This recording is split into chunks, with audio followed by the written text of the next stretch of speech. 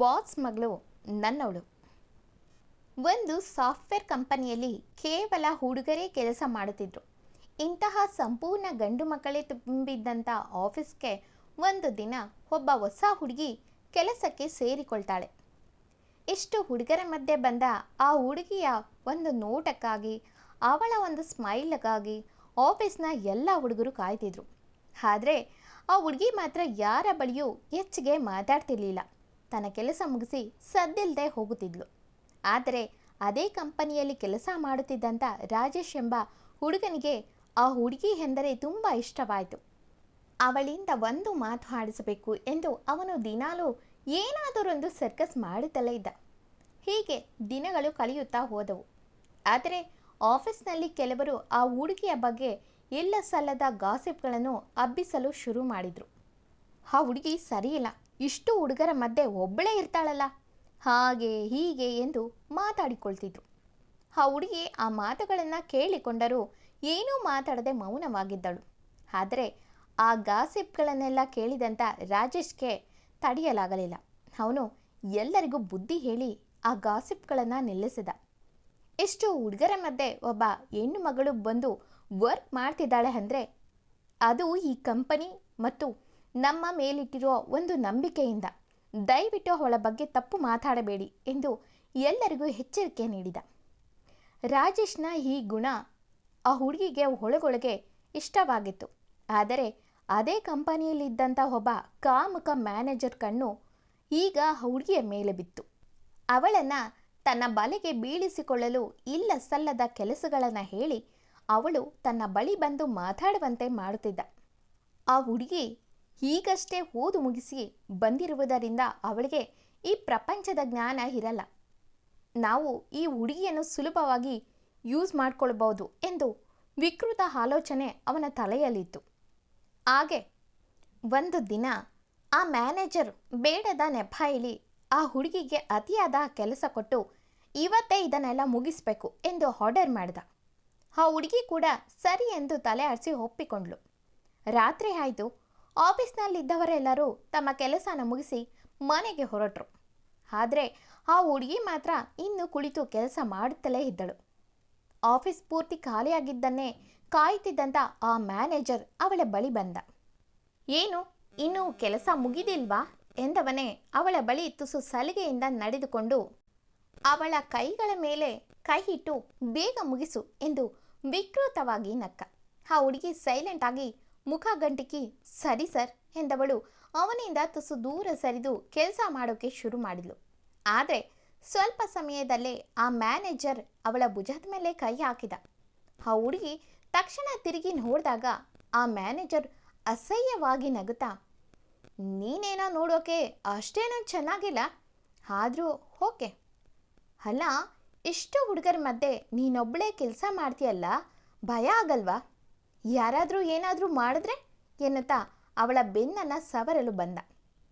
ಅವನ ಸ್ಪರ್ಶದಿಂದ ಆ ಹುಡುಗಿ ಸಿಡಿದು ಬಿದ್ದು, ಸರ್ ಏನು ಮಾಡ್ತಿದ್ದೀರಾ ಎಂದು ಎದ್ದು ದೂರ ನಿಂತಳು. ಆಗ ಆ ಮ್ಯಾನೇಜರ್, ನೋಡು, ಇಲ್ಲಿ ಯಾರೂ ಇಲ್ಲ, ಇಲ್ಲಿ ಏನು ನೋಡಿದ್ರೂ ಯಾರಿಗೂ ಗೊತ್ತಾಗಲ್ಲ. ನಾನು ಬರುವಾಗಲೇ CCTVನ ಆಫ್ ಮಾಡಿ ಬಂದಿದ್ದೀನಿ. ಇಲ್ಲಿ ನಡೆದಿದ್ದು ಇಲ್ಲೇ ಮುಗಿಯುತ್ತೆ ಎನ್ನುತ್ತಾ ಅವಳನ್ನು ಬಲವಂತವಾಗಿ ತಬ್ಬಿಕೊಂಡ. ಆ ಹುಡುಗಿ ಪ್ಲೀಸ್ ಬಿಡಿ ನನ್ನ ಎಂದು ಕಣ್ಣೀರು ಹಾಕಿದ್ಲು. ಅಷ್ಟೊತ್ತಿಗೆ ಅವರು ಇಟ್ಟ ರೂಮ್ನ ಡೋರ್ ಜೋರಾಗಿ ಓಪನ್ ಆಗಿತ್ತು. ಅಲ್ಲಿ ರಾಜೇಶ್ ನಿಂತಿದ್ದ. ರಾಜೇಶ್ ಕೋಪದಿಂದ, ಸರ್ ನೀವು ಇಷ್ಟು ಕೆಟ್ಟವರಂತ ನನಗೆ ಗೊತ್ತಿರಲಿಲ್ಲ ಎಂದ. ಅದಕ್ಕೆ ಆ ಮ್ಯಾನೇಜರ್ ಕಿಂಚಿತ್ತೂ ಹೆದರದೆ, ಹೇ ನೀನೇನು ಮಾಡ್ತಿದ್ಯಾ ಇಲ್ಲಿ? ನಿನ್ನ ಕೆಲಸ ಮುಗಿದಿದೆಯಲ್ವಾ, ಹೋಗು, ಇದಕ್ಕೂ ನಿನಗೂ ಸಂಬಂಧ ಇಲ್ಲ ಎನ್ನುತ್ತಾ ಆ ಹುಡುಗಿಯ ಕೈ ಹಿಡಿದು ಎಳೆಯುತ್ತಾ ಅಲ್ಲಿಂದ ಹೊರಡೋಕ್ಕೆ ನೋಡ್ದ. ರಾಜೇಶ್, ಸರ್ ತಪ್ಪು ಮಾಡ್ತಿದ್ದೀರಾ ಎಂದಾಗ ಕೋಪದಲ್ಲಿ ಆ ಮ್ಯಾನೇಜರ್ ವಿಕೃತವಾಗಿ ನಗುತ್ತಾ, ಬೇಕು ಅಂದರೆ ನಿನಗೂ ಪಾಲು ಕೊಡ್ತೀನಿ, ನಾನಾದಮೇಲೆ ನೀನು ತಗೋ ಎಂದ. ಆ ಮಾತು ಕೇಳಿ ಆ ಹುಡುಗಿ ತೀವ್ರವಾಗಿ ಆಘಾತಕ್ಕೆ ಒಳಗಾದ್ಲು. ಎಲ್ಲರಿಗೂ ಬುದ್ಧಿ ಹೇಳಿದ ರಾಜೇಶ್ ಕೂಡ ಅವನ ಜೊತೆ ಸೇರಿಕೊಳ್ತಾನ ಎಂದು ಅವಳ ಕಣ್ಣುಗಳು ತುಂಬಿ ಬಂದು. ರಾಜೇಶ್ ಸ್ವಲ್ಪ ಯೋಚಿಸಿ, ಓಕೆ, ಆದರೆ ಒಂದು ಸಣ್ಣ ಡೀಲ್, ಮೊದಲು ನಾನು ಆಮೇಲೆ ನೀವು ಎಂದ. ಈ ಮಾತು ಕೇಳಿ ಆ ಹುಡುಗಿಗೆ ಇಡೀ ಪ್ರಪಂಚವೇ ಕತ್ತಲಾದಂತಾಯಿತು. ಮ್ಯಾನೇಜರ್ ಸ್ವಲ್ಪ ಯೋಚಿಸಿ ಆಯಿತು ಎಂದ. ರಾಜೇಶ್, ಹಾಗಾದರೆ ಈಗ ಆ ಹುಡುಗಿನ ಬಿಡಿ ಎಂದಾಗ ಮ್ಯಾನೇಜರ್ ಸರಿ ಎಂದು ಆ ಹುಡುಗಿಯನ್ನು ರಾಜೇಶ್ ಕಡೆ ಜೋರಾಗಿ ದೊಡ್ದ. ರಾಜೇಶ್ ತಕ್ಷಣ ಆ ಹುಡುಗಿ ಕೆಳಗೆ ಬೀಳದಂತೆ ಹಿಡಿದುಕೊಂಡು ಬಾ ಎಂದು ಅಲ್ಲ ಇದ್ದಂಥ ಸ್ಟೋರ್ ರೂಮ್ಗೆ ಎಳೆದುಕೊಂಡು ಹೋಗಿ ಬಾಗಿಲನ್ನು ಲಾಕ್ ಮಾಡ್ದ. ಆ ಹುಡುಗಿ ರಾಜೇಶ್ ಕೈಗೆ ಸಿಕ್ಕಾಗ ಅವಳ ಕಣ್ಣಲ್ಲಿ ನಂಬಿಕೆ ದ್ರೋಹದ ಕಣ್ಣೀರಿತ್ತು. ಅವಳು ಏನೋ ಹೇಳುವಷ್ಟರಲ್ಲಿ ರಾಜೇಶ್ ಜಾಣ್ಮೆಯಿಂದ ಸದ್ಯಕ್ಕೆ ಇಲ್ಲಿಂದ ಮೊದಲು ತಪ್ಪಿಸ್ಕೊಳ್ಳೋದು ಮುಖ್ಯ. ನೋಡಿ, ಈ ಕಿಟಕಿಯಿಂದ ಹೊರಗೆ ಹೋದರೆ ಟೆರೆಸ್ಗೆ ದಾರಿ ಸಿಗುತ್ತೆ. ಅಲ್ಲಿಂದ ಮೆಟ್ಟಿಲು ಇಳಿದು ಯಾರ ಕಣ್ಣಿಗೂ ಬೀಳದಂತೆ ಇಲ್ಲಿಂದ ಹೊರಟು ಹೋಗಿ ಎಂದ ಧಾವಂತದಲ್ಲಿ. ಆ ಹುಡುಗಿ ಆಶ್ಚರ್ಯದಿಂದ ರಾಜೇಶ್, ಮತ್ತೆ ನೀವು ಎಂದಳು. ರಾಜೇಶ್ ಧೈರ್ಯವಾಗಿ ನನ್ನ ಬಗ್ಗೆ ಆಮೇಲೆ ಯೋಚಿಸೋಣ, ಸದ್ಯಕ್ಕೆ ನೀವಿಲ್ಲಿಂದ ಹೊರಡಿ. ಆದರೆ ನಾಳೆಯಿಂದ ಈ ಕಂಪನಿಗೆ ಬರಲೇಬೇಡಿ, ಬೇರೆ ಎಲ್ಲಾದರೂ ಒಳ್ಳೆ ಕೆಲಸನ ಹುಡುಕೊಳ್ಳಿ ಎಂದು ಅವಳಿಗೆ ತಪ್ಪಿಸಿಕೊಳ್ಳಲು ಸಹಾಯ ಮಾಡಿದವನ ಮನಸ್ಸು ಬೇಸರಿಸಿತ್ತು. ರಾಜೇಶ್ ಹೇಳಿದಂತೆ ಅವಳು ರಾತ್ರಿಯ ಆ ಕತ್ತಲಲ್ಲಿ ಸುರಕ್ಷಿತವಾಗಿ ಹೊರ ನಡೆದು. ಸ್ವಲ್ಪ ಸಮಯದ ನಂತರ ಮ್ಯಾನೇಜರ್ ತಾಳ್ಮೆ ಕಳೆದುಕೊಂಡು ಸ್ಟೋರ್ ರೂಮ್ ಬಾಗಿಲು ಬಡಿದ ಜೋರಾಗಿ. ರಾಜೇಶ್ ನಿಧಾನವಾಗಿ ಬಾಗಿಲು ತೆರೆದ. ಒಳಗೆ ಹುಡುಗಿ ಇಲ್ಲದಿರುವುದನ್ನು ನೋಡಿ ಮ್ಯಾನೇಜರ್ನ ಕೋಪ ನೆತ್ತಿಗೇರಿತ್ತು. ರಾಜೇಶ್ನ ಕಾಲರ್ ಹಿಡಿದು ಜೋರಾಗಿ ಹೊಡೆದ ಆ ಮ್ಯಾನೇಜರ್. ನನ್ನ ಪ್ಲಾನ್ ಎಲ್ಲ ಹಾಳು ಮಾಡಿದ್ಯಾ ಅಲ್ವಾ? ಕಂಪನಿಲಿ ನಿನ್ನ ಲೋನ್ ಬಾಕಿ ಇದೆ ಅಲ್ವಾ? ಇನ್ಮೇಲೆ ನೀನು ಈ ಕಂಪನಿಯಲ್ಲಿ ಅದೇಗೆ ಕೆಲಸ ಮಾಡ್ತೀಯ ಅಂತ ನಾನು ನೋಡ್ತೀನಿ ಎಂದು ಅಪ್ಪರಿಸಿ ಅಲ್ಲಿಂದ ಹೊರಟು ಹೋದ. ರಾಜೇಶ್ ನೋವಿನಲ್ಲೂ ನಿಟ್ಟುಸಿರು ಬಿಟ್ಟು ಇಂಥವರೆಲ್ಲ ಮ್ಯಾನೇಜರ್ ಹಾಕ್ತಿದ್ದಾರಲ್ಲ ಎಂದುಕೊಳ್ಳುತ್ತಾ ಮನೆಗೆ ನಡೆದ. ಮರುದಿನ ಬೆಳಗ್ಗೆ ಮ್ಯಾನೇಜರ್ ಎಲ್ಲರ ಎದುರು ರಾಜೇಶ್ನನ್ನು ಡಿಪ್ರಮೋಟ್ ಮಾಡಿ ವಿಕೃತವಾಗಿ ನಕ್ಕ. ರಾಜೇಶ್ ಹೇಳಿದಂತೆ ಆ ಹುಡುಗಿ ಕೆಲಸಕ್ಕೆ ಅವತ್ತು ಬಂದಿರಲಿಲ್ಲ. ರಾಜೇಶ್ ತನ್ನಾಣೆ ಬರಹ ಎಂದು ಸುಮ್ಮನೆ ಕುಳಿತಿದ್ದ. ಅಷ್ಟರಲ್ಲಿ ಆಫೀಸ್ನ ಮುಖ್ಯ ದ್ವಾರ ತೆರೆಯಿತು. ಎಲ್ಲರನ್ನೂ ಆಶ್ಚರ್ಯ ಪಡುವಂತೆ ಕಂಪನಿಯ ಅಸಲಿ ಮಾಲೀಕರು ಒಳಗೆ ಬಂದರು. ಮ್ಯಾನೇಜರ್ ಗಾಬರಿಯಿಂದ ಓಡಿ ಹೋಗಿ, ಸರ್ ನೀವಾ? ಏನು ಸರ್ ಸರ್ಪ್ರೈಸ್ ಎಂದ ವಿನಯದಿಂದ. ತಕ್ಷಣವೇ ಆ ಮಾಲೀಕರು ಮ್ಯಾನೇಜರ್ನ ಕೆನ್ನೆಗೆ ಪಟಾಕಿ ಸಿಡಿದಂತೆ ಒಂದು ಬಾರಿಸಿ, ಹುಡುಗಿರಂದರೆ ನಿನಗೆ ಆಟದ ವಸ್ತುನ ರಾಸ್ಕಲ್ ಎಂದು ಗರ್ಜಿಸಿದರು. ಮ್ಯಾನೇಜರ್ ನಡುಗುತ್ತಾ, ಸರ್ ನಾನು ಏನು ಮಾಡಿಲ್ಲ ಸರ್ ಎಂದು ಸುಳ್ಳು ಹೇಳಲು ಪ್ರಯತ್ನಿಸಿದ. ಆಗ ಮಾಲೀಕರು ಹಿಂದಕ್ಕೆ ತಿರುಗಿ, ಹಮ್ಮು ಬಾ ಒಳಗಡೆ ಅಂದರು. ತಕ್ಷಣ ಹೈ ಹೀಲ್ಸ್ ಸದ್ದಿನೊಂದಕ್ಕೆ ಅತ್ಯಂತ ರಾಯಲ್ ಹಾಗೂ ಸ್ಟೈಲಿಶ್ ಆಗಿ ನಡೆದು ಬಂದ ಆ ಹುಡುಗಿಯನ್ನು ನೋಡಿ ಇಡೀ ಆಫೀಸ್ ಬೆಚ್ಚಿ ಬಿದ್ದಿತ್ತು. ಯಾಕಂದರೆ ಅವಳು ಬೇರೆ ಯಾರೂ ಅಲ್ಲ, ನಿನ್ನೆ ರಾತ್ರಿವರೆಗೂ ಸಾಮಾನ್ಯ ಹುಡುಗಿಯಲ್ಲಿ ಇವರ ಮಧ್ಯೆ ಕೆಲಸ ಮಾಡುತ್ತಿದ್ದಂಥ ಅದೇ ಹುಡುಗಿ. ಆದರೆ ಇಂದು ಅವಳ ಲುಕ್, ಧರಿಸಿದ್ದ ಬಟ್ಟೆ, ಅವಳಲ್ಲಿದ್ದಂಥ ಗಾಂಭೀರ್ಯ ಎಲ್ಲವೂ ಸಂಪೂರ್ಣವಾಗಿ ಭಿನ್ನವಾಗಿತ್ತು. ಅವಳು ನೇರವಾಗಿ ಮ್ಯಾನೇಜರ್ ಮುಂದೆ ಬಂದು ನಿಂತಳು. ಅವನ ಮುಖದಲ್ಲಿ ಈಗ ಮೃಗೀಯ ನಗು ಮಾಯವಾಗಿ ಭಯ ಆವರಿಸಿತ್ತು. ಅವಳು ಅವನ ಕಣ್ಣಲ್ಲಿ ಕಣ್ಣಿಟ್ಟು ನೋಡುತ್ತಾ ಕೆನ್ನೆಗೆ 2 ಬಾರಿಸಿದ್ಲು. ರಾಸ್ಕಲ್, ಹೆಣ್ಣಂದ್ರೆ ಭೋಗದ ವಸ್ತುನಾ ನಿನಗೆ? ಇಲ್ಲಿಗೆ ಅವರವರ ಕಷ್ಟ ಕಳೆಯೋಕೆ ಬಂದಿರ್ತಾರೆ, ಅಂಥದ್ರಲ್ಲಿ ಅವರನ್ನು ನಿನ್ನ ಚಪಲಕ್ಕೆ ಬಳಸ್ಕೊಳ್ಳೋ ಪ್ಲ್ಯಾನ್ ಮಾಡ್ತೀಯಾ ಎಂದು ಆರ್ಭಟಿಸಿ, ನೀನು ಇದುವರೆಗೂ ಏನು ಮಾಡಿದ್ಯಾ ಅದೆಲ್ಲದಕ್ಕೂ ನಿನಗೆ ಒಳ್ಳೆ ಗಿಫ್ಟ್ ಕೊಡಬೇಕು ಎಂದವಳು ಹೊರಗೆ ಕಾಯುತ್ತಿದ್ದಂಥ ಪೊಲೀಸರನ್ನು ಉದ್ದೇಶಿಸಿ, inspector take him to custody ಎಂದಳು ಕೋಪದಲ್ಲಿ. ಪೊಲೀಸರು ಆ ಮ್ಯಾನೇಜರನ್ನು ಎಳೆದುಕೊಂಡು ಹೋದರು. ನಂತರ ಅವಳು ಸೀದಾ ಹೋಗಿ ರಾಜೇಶ್ನ ಮುಂದೆ ನಿಂತಳು. ರಾಜೇಶ್ಗೆ ಇನ್ನೂ ಅವಳನ್ನು ನೋಡಿ ಅರಗಿಸ್ಕೊಳ್ಳೋಕ್ಕಾಗಲಿಲ್ಲ. ಅವಳ ಮುಖದಲ್ಲಿ ಈಗ ಮಂದಹಾಸವಿತ್ತು. ಥ್ಯಾಂಕ್ಸ್ ಮಿಸ್ಟರ್ ರಾಜೇಶ್, ನಿಮ್ಮಂಥ ಬುದ್ಧಿವಂತರು ಮತ್ತು ಪ್ರಾಮಾಣಿಕರು ಇರಬೇಕಾದ ಜಾಗ ಇದಲ್ಲ. ನಿನ್ನೆ ನನ್ನನ್ನು ಕಾಪಾಡಿದ್ದಕ್ಕೆ ನನ್ನ ಕಡೆಯಿಂದ ಒಂದು ಸಣ್ಣ ಕಾಂಪ್ಲಿಮೆಂಟ್ ಎನ್ನುತ್ತಾ ಒಂದು ಕವರ್ನ ನೀಡಿ ಅಲ್ಲಿಂದ ಹೊರಟು ಹೋದ್ಲು. ರಾಜೇಶ್ ತುಂಬ ಕುತೂಹಲದಿಂದ ಆ ಕವರ್ ತೆಗೆದು ನೋಡಿದಾಗ ಆಶ್ಚರ್ಯ ಕಾದಿತ್ತು.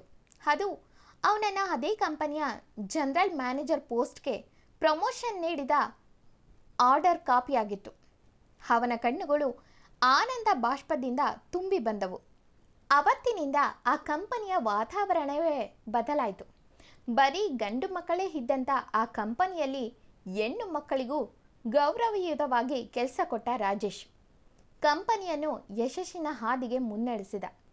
ಆ ವರ್ಷ ಕಂಪನಿಗೆ ಹಿಂದೆಂದೂ ಬಾರದಷ್ಟು ಲಾಭ ಬಂದಿತ್ತು. ರಾಜೇಶ್ಗೆ ಆ ವರ್ಷದ ಬೆಸ್ಟ್ ಎಂಪ್ಲಾಯ್ ಎಂಬ ಪ್ರಶಸ್ತಿ ಕೂಡ ಲಭಿಸಿತ್ತು.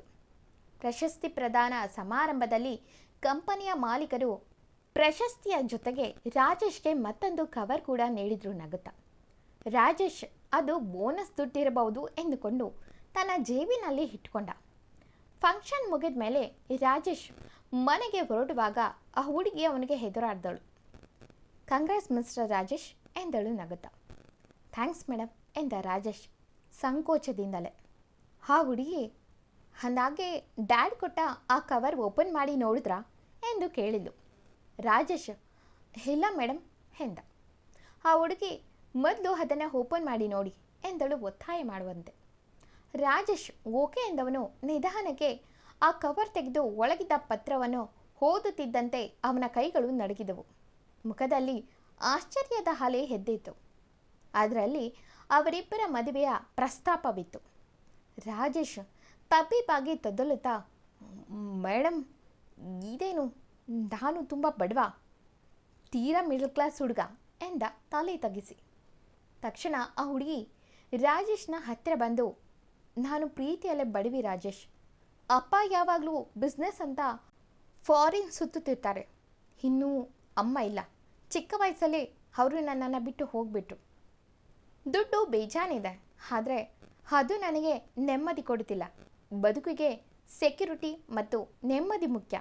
ನಿಮ್ಮ ಜೀವನದಲ್ಲಿ ಇಲ್ಲದ್ದು ನನ್ನ ಹತ್ರ ಇದೆ. ನನ್ನ ಜೀವನದಲ್ಲಿ ಇಲ್ಲದ ನಂಬಿಕೆ, ಪ್ರಾಮಾಣಿಕತೆ ನಿಮ್ಮ ಬಳಿ ಇದೆ.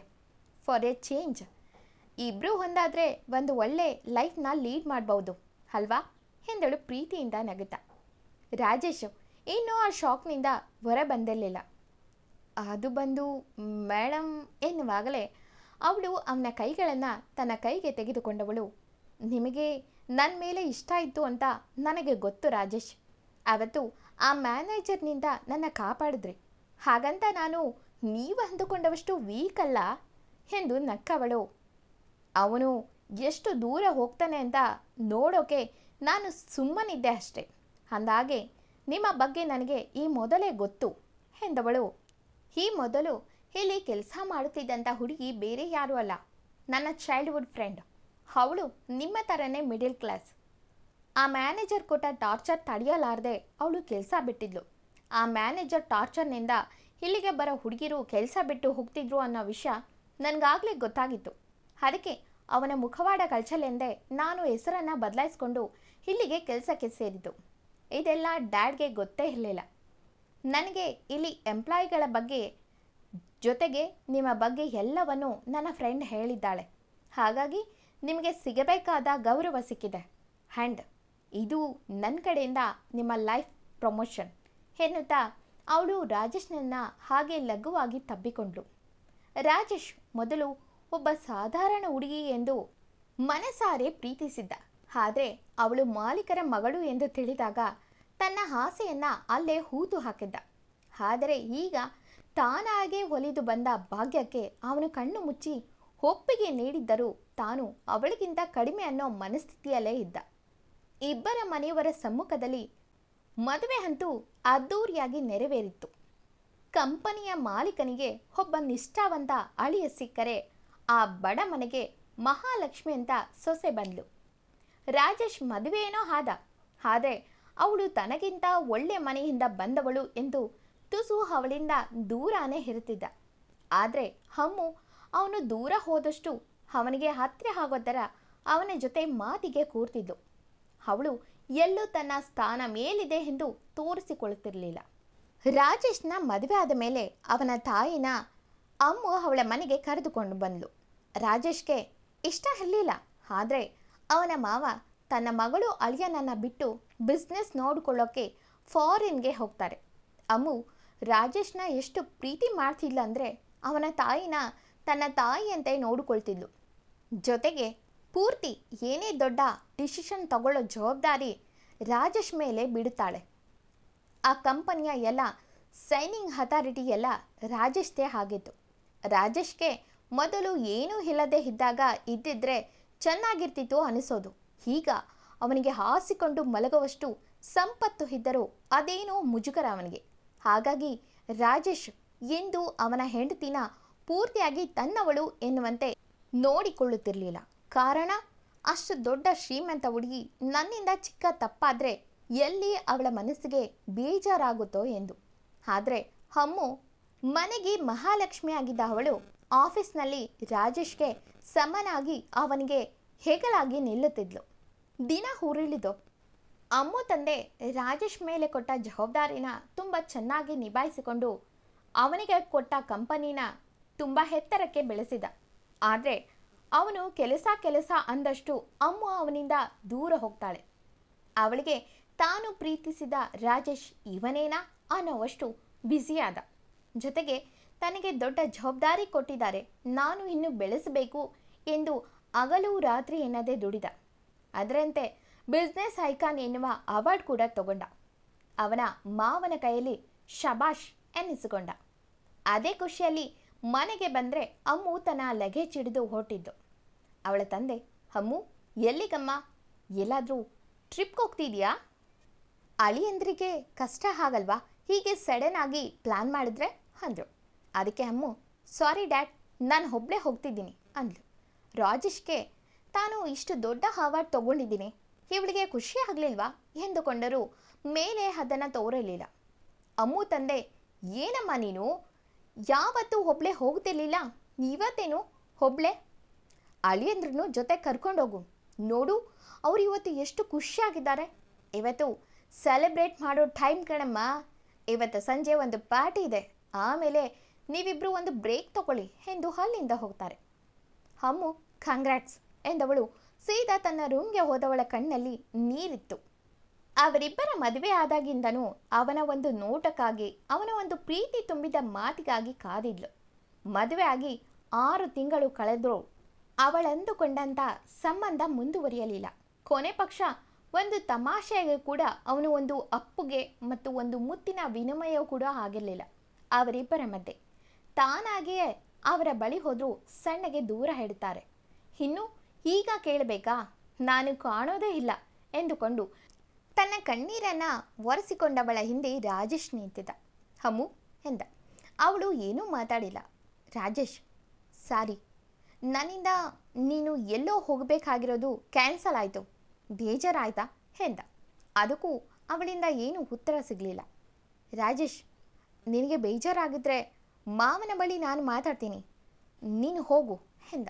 ತಕ್ಷಣ ಅಮ್ಮು ಹಿಂದೆ ತಿರುಗಿ, ಹೋಗ್ತೀನಿ ಬಿಡು, ನನ್ನ ಕಳಿಸೋಕೆ ಕಾಯ್ತಿರ್ತಿದ್ಯಲ್ಲ, ನಾನು ನಿನಗೆ ತೊಂದರೆ ಕೊಡಲ್ಲ, ಈ 6 ತಿಂಗಳು ಹೇಗೆ ಇದ್ರೋ ಈಗಲೂ ಹಾಗೆ ಇದ್ದು ಬಿಡು ಎಂದು ಕೋಪದಲ್ಲೇ ಅಳುತ್ತಾ ಅಲ್ಲಿಂದ ಹೋಗುತ್ತಿದ್ದವಳ ಕೈ ಹಿಡಿದ ರಾಜೇಶ್, ಅದು ಮೊದಲ ಬಾರಿಗೆ ಅಧಿಕಾರವಾಗಿ.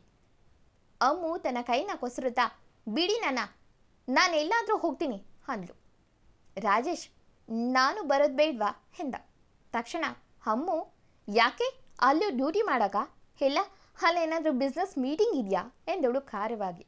ರಾಜೇಶ್, ಇಲ್ಲ ಮೇಡಮ್, ನಮ್ಮ ಹನಿಮೂನ್ಗೆ ಎಂದ. ಅವಳನ್ನೇ ನೋಡುತ್ತಾ ತುಸು ಕಣ್ಣರಳಿಸಿ, ಅಮ್ಮು, ಯಾವ ಹನಿಮೂನ್, ನೀನೇ ಹೋಗು ಬೇಕಾದರೆ, ನನಗೆ ಅಂತ ಅದೃಷ್ಟ ಇಲ್ಲ ಎಂದವಳ ಕಣ್ಣೀರು ತುಂಬಿದ್ದನ್ನು ನೋಡಿ ರಾಜೇಶ್ ಅವಳ ಹತ್ತಿರ ಹೋಗಿ ಅವಳ ನಿರಾಕರಣೆಯಲ್ಲೂ ಅವಳ ಕಣ್ಣೀರು ಒರೆಸಿ, ನಿನಗೆ ಬೇಜಾರು ಮಾಡಬಾರ್ದು ಅಂತ ತುಂಬ ನಾನು ಬೇಜಾರು ಮಾಡಿದ್ದೀನಿ. ಅಮ್ಮ ಹೇಳಿದಾಗಲೇ ಈ ವಿಷಯ ನನಗೆ ಅರ್ಥ ಆಗಿದ್ದು. ನಿಜವಾಗ್ಲೂ ಅಮ್ಮು, ನಿನ್ನ ಕೋಪಕ್ಕೆ, ನಿನ್ನ ನಿರಾಸೆಗೆ ನೇರ ಕಾರಣ ನಾನೇ. ಒಬ್ಬ ಗಂಡನಾಗಿ ನಿನಗೆ ನಾನು ಏನೂ ಕೊಡಲಿಲ್ಲ, ನೀನು ನನ್ನ ಬಾಸ್ ಮಗಳು ಅನ್ನೋದೇ ನನ್ನ ತಲೆಯಲ್ಲಿ ತುಂಬಿತ್ತು. ನಿನ್ನ ತಂದೆ ಕೊಟ್ಟಿರೋ ಅಷ್ಟು ದೊಡ್ಡ ಜವಾಬ್ದಾರಿ ಒಂದು ಕಡೆ ಆದರೆ, ನಿನ್ನ ಎಲ್ಲಿ ನಾನು ನೋವು ಮಾಡ್ತೀನೋ ಅನ್ನೋ ಭಯ ಒಂದು ಕಡೆ. ಈಗ ಮಾವ ಕೊಟ್ಟಿರೋ ಜವಾಬ್ದಾರಿನ ನಿಭಾಯಿಸಿ ಸೈ ಅನ್ನಿಸ್ಕೊಂಡಿದ್ದೀನಿ. ಈಗ ನನ್ನ ಹೆಂಡತಿ ಸರ್ತಿ, ಅವಳನ್ನು ಚೆನ್ನಾಗಿ ನೋಡಿಕೊಂಡು ಬೆಸ್ಟ್ ಗಂಡ ಅನ್ನೋ ಅವಾರ್ಡ್ ತಗೋಬೇಕು, ಕೊಡಿಸ್ತೀಯ ನನಗೆ ಎಂದು ಅವಳನ್ನು ತಬ್ಬಿ, ನಿನ್ನ ತುಂಬ ನೋವು ಮಾಡಿದೆ, ನನ್ನ ಮನಸ್ಸಲ್ಲಿ ಅಳುಕನ್ನ ಇಟ್ಕೊಂಡು ನಿನಗೆ ಏನೋ ಬೇಜಾರಾಗುತ್ತೆ ಎಂದು ನಾನು ದೂರ ಇದ್ಬಿಟ್ಟೆ, ಸಾರಿ ಅಮ್ಮು ಎಂದು ಗಟ್ಟಿಯಾಗಿ ತಬ್ಬಿದ. ಅಮ್ಮುಗೆ ಮೊದಲ ಬಾರಿಗೆ ಅವನ ಅಷ್ಟು ಪ್ರೀತಿ ಮಾತು ಅವನ ಅಪ್ಪುಗೆ ಸಿಕ್ಕಿದ್ದನ್ನು ನೋಡಿ ಜೋರಾಗಿ ಬಿಕ್ಕಿ ಬಿಕ್ಕಿ ಹೇಳ್ತಾಳೆ. ರಾಜೇಶ್, ಪ್ಲೀಸ್ ಈಗ ಅಳೋದು ನಿಲ್ಲಿಸು ಅಮ್ಮು. ಇನ್ನೂ ನಿನಗೆ ಖಂಡಿತ ಬೇಜಾರು ಮಾಡಲ್ಲ. ನಿನಗಾಗಿ ಟೈಮ್ ಕೊಡ್ತೀನಿ. ನನ್ನ ಹೃದಯದಲ್ಲಿ ಗುಬ್ಬಿಯಂತೆ ಬಚ್ಚಿಡ್ತೀನಿ ಎಂದವನು ತನ್ನೆದೆಯ ಗುಡಿಗೆ ಅವಳ ಮೊಗವನ್ನು ಹುದುಗಿಸಿಕೊಂಡವನಿಗೆ ಇದುವರೆಗೂ ಇದ್ದಂಥ ಗೊಂದಲ, ಕನ್ಫ್ಯೂಸ್ ಎಲ್ಲ ಮಾಯವಾಗಿ ಇವಳು ನನ್ನ ಹೆಂಡತಿ ಎನ್ನುವ ಭಾವನೆ ಮೂಡಿತ್ತು. ಅದರಂತೆ ಅವತ್ತು ಸಂಜೆ ಪಾರ್ಟಿಯಲ್ಲಿ ಅವಳಿಗಾಗಿ ಮೊದಲ ಗಿಫ್ಟು ಸೀರೆಯನ್ನು ಕೊಟ್ಟು ಅದನ್ನು ಉಟ್ಟು ಬಂದವಳ ಅಂದವನ್ನು ಕಣ್ಣು ತುಂಬಿಕೊಂಡವನು ಅವಳ ಕೈಗೆ ತನ್ನ ಕೈ ಬೆಸೆದು ಎಲ್ಲರ ಮುಂದೆ ನನ್ನವಳು ಎನ್ನುವಂತೆ ಹೆಮ್ಮೆಯಿಂದ ನೋಡ್ದ. ರಾಜೇಶ್ ಬದುಕಿನಲ್ಲಿ ಅವಳ ಒಂದು ನೋಟಕ್ಕಾಗಿ ಅಪರಿಚಿತ ಹುಡುಗಿ ಮುಂದೆ ನಿಂತಿದ್ದ. ಆದರೆ ಅದೇ ಹುಡುಗಿ ಅವನ ಪಾಲಿಗೆ ಅದೃಷ್ಟ ಲಕ್ಷ್ಮಿಯಾಗಿ ಅವನ ಪ್ರೀತಿಯ ಹೊಡೆತೆಯಾಗಿ ಬಂದಿದ್ಲು. ರಾಜೇಶ್ನ ಪ್ರಾಮಾಣಿಕತೆ ಮತ್ತು ಅವಳ ನಿಷ್ಕಲ್ಮಶ ಪ್ರೀತಿ ಇಬ್ಬರನ್ನ ಜಗತ್ತಿನ ಅತ್ಯಂತ ಸುಂದರ ಸುಖಿ ದಂಪತಿಗಳನ್ನು ಮಾಡಿಸಿತು. ಪರಸ್ಪರ ಗೌರವ, ನಂಬಿಕೆ ಮತ್ತು ಸಲಿಗೆಯಿಂದ ಅವರಿಬ್ಬರ ಪ್ರೇಮ ಜೀವನ ಎಂದಿಗೂ ಹಸಿರಾಗಿ ಉಳಿದಿತ್ತು. Thank you for watching.